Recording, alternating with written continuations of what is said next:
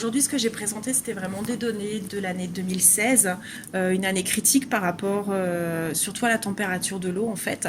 On se rend bien compte qu'on a eu un événement de blanchissement en fait à Maurice. Les coraux sont vraiment sensibles en fait à l'augmentation de la température. Donc si la température augmente vraiment, les coraux se mettent en état de stress et ce qui provoque en fait un blanchissement. Les coraux sont pas forcément morts, ils peuvent être encore vivants. Des fois, ça dépend des espèces, quelques semaines ou quelques mois.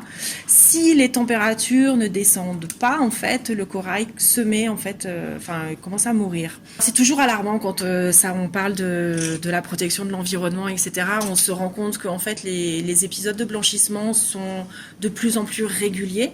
Là, on a commencé en 2016, mais on voit qu'on continue en fait en 2017, on a vu aussi en 2018, on voit aussi. Alors en fait, El Niño, c'est un courant chaud en fait, d'eau chaude en fait qui arrive. C'est quelque chose, c'est un phénomène qui est régulier.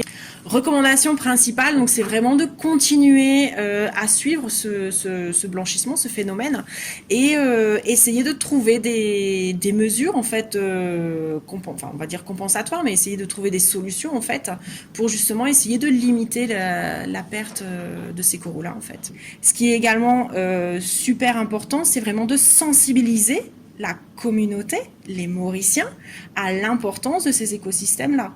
Donc il y a des personnes qui vont construire ou qui vont faire des choses dessus ou quoi que ce soit, et ça aura un impact sur les lagons et ça aura un impact sur les récifs. Sur le blanchissement, en fait, nous on a commencé en février 2016.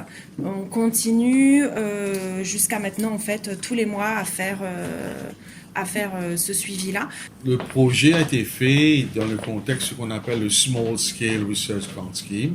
Pourquoi Small Scale? Parce que ça n'est pas demandé une grosse somme d'argent. Et aussi, d'une durée de 6 mois, nous gagnons un résultat assez vite, donc nous sommes capables de prendre une action. C'est le MRC qui finance le projet, c'est ça nos rôles, mais nos responsabilités pas terminent seulement le financement, mais aussi monitoring. Nous make sure qu'il y a un résultat, nous gagnons un résultat. Et quand nous gagnons un résultat, il y a un follow-up. Ben là, par exemple, un follow-up, c'est que nous puissions vraiment continuer cette étude-là, nous sommes capables, over time, comme si je dirais, get un coup de nous l'état, nous corps, est-ce que things peut get better or are they getting worse? Donc, scientifiquement, mesure ça.